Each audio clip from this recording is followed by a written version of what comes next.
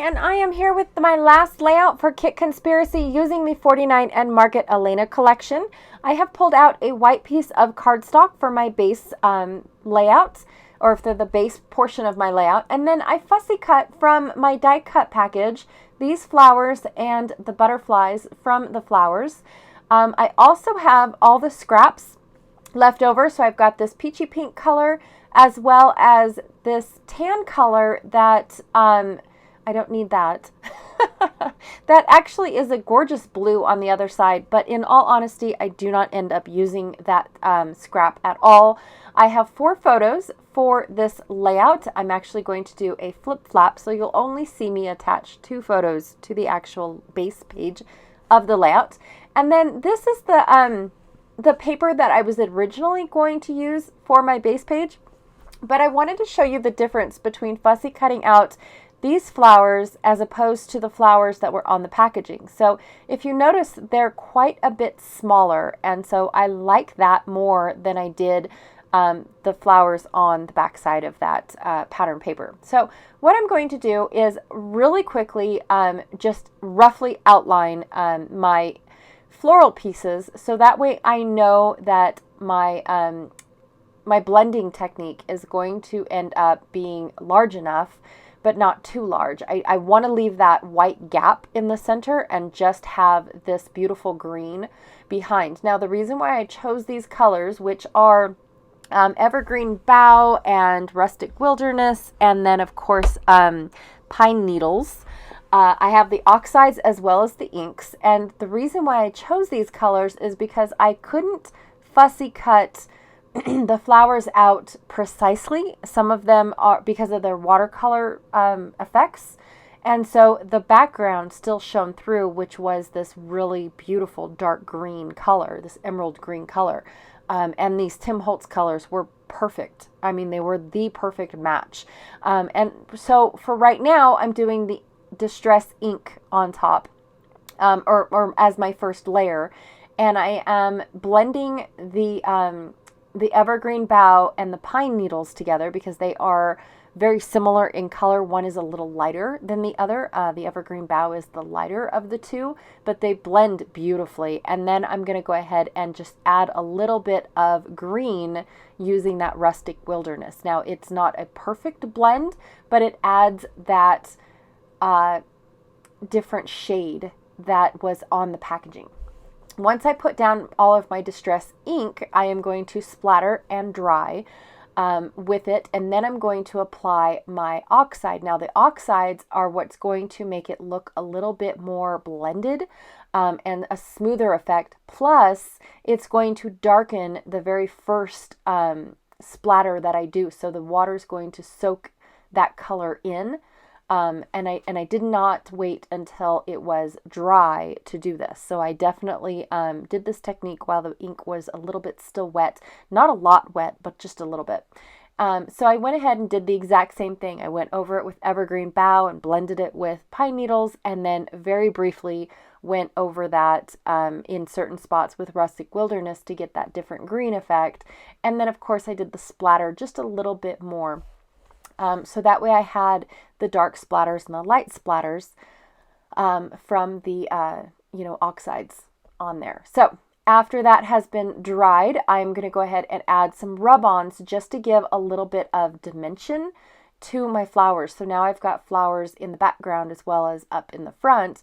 And I really like how well they blend together. I absolutely just was thrilled with how they look like all one section, instead of this is a cardboard piece and this one here is a paper piece, right? I really do like how that looks.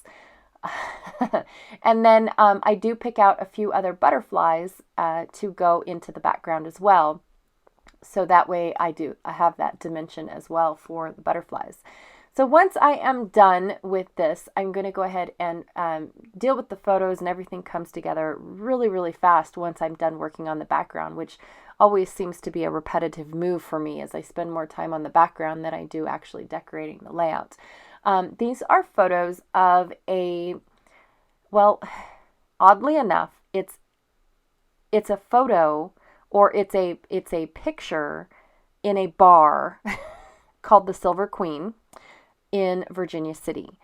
And the Silver Queen is actually created, well, it's hard to explain, really. But the Silver Queen was created back in 1957 as a tribute to the miners and the mining industry within Virginia City. And that is what the very top flip flap is going to say on my layout, because they've got this wrote down so that way, people don't ask about it, the bartender and all that other stuff. But the Silver Queen is compiled of 3,261 silver dollar coins, like the actual silver dollars that we used to have. And they are from what is called the combination shaft, right from Virginia City. So the silver was mined within Virginia City and then molded into these silver coins. And then they created this dress for the Silver Queen. And then, of course, this bar wasn't built around the Silver Queen, but it's its name. The bar is its name. So if you look southeast from the bar, you can see the opening of the mine shaft on the hillside. And you can't go up there. It's not safe. The ground is unstable and whatnot, but it's kind of cool that you can actually see it from this particular building. So the other side is a tribute to opulence, which I'm not really sure. I guess I should have done a little bit more research on this, and I apologize, you guys. But it says here, there's another plaque that is within the Silver Queen, and it reads, "A century ago, the mountainside under your feet contained the largest single deposit of silver ore ever discovered in the United States." And they're talking about Virginia City. The Comstock lode, which was one of the, the lode was the vein that was discovered, and then the Comstock was the original miners that came down. It was called the Comstock, and I believe it was his name, his last name, which you can go visit that mine, but the lode is the vein itself, and they just called it the Comstock lode because that's who first originally started mining within Virginia City. All right, so the Comstock lode, much of this ore was coined into silver dollars at the Carson City Mint and other U.S. mints. The world-famous Silver Queen, located inside, was created to honor the big bonanza period of Virginia City. Much of the silver in the $3,261 came from the local mines, which I told you guys that already. I apologize. I did not read this before, reading it out loud to you guys. So I'm repeating a little bit of stuff, but this is what's going to be on the other side of the flip-flap, was this little plaque that was inside. So it says here, the Queen is an unusual casino display. It is 16 feet tall and contains 210 pounds of silver. So she weighs a ton. Her frame is uber super thick, by the way. When you walk in, the picture does it no justice, but when you walk in, she's very prominent within the bar. A tribute to the flamboyant heyday of Nevada's most famous mining town, which is what the Queen is.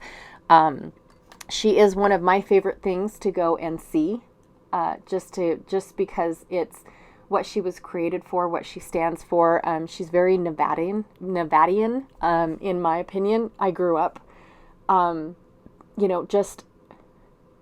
just grew up with her, as a kid and all that stuff. So anyways, I'm going through all of my little trays and things like that, trying to figure out how to embellish this without taking away from the background.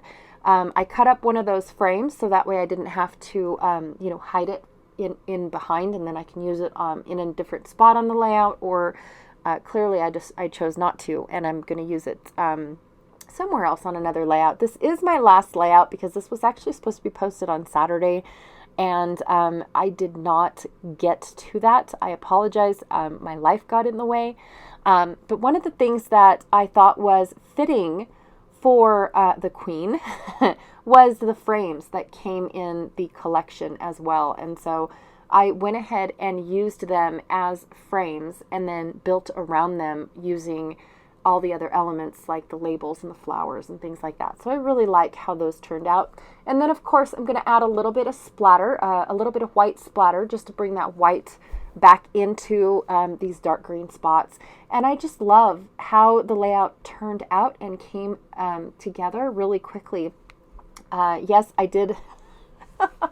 I did not do my normal research like I do. You guys, I apologize about that. The history lesson was a little lame for today. But if you guys ever do make it down into Virginia City, go to the Silver Queen. It is a bar, but they do allow the children to go in and look at the Silver Queen. It's definitely not a child's bar for sure, but if you can look past the bar atmosphere and go and take a look at the Silver Queen, she is amazing and phenomenal. She's huge, you guys.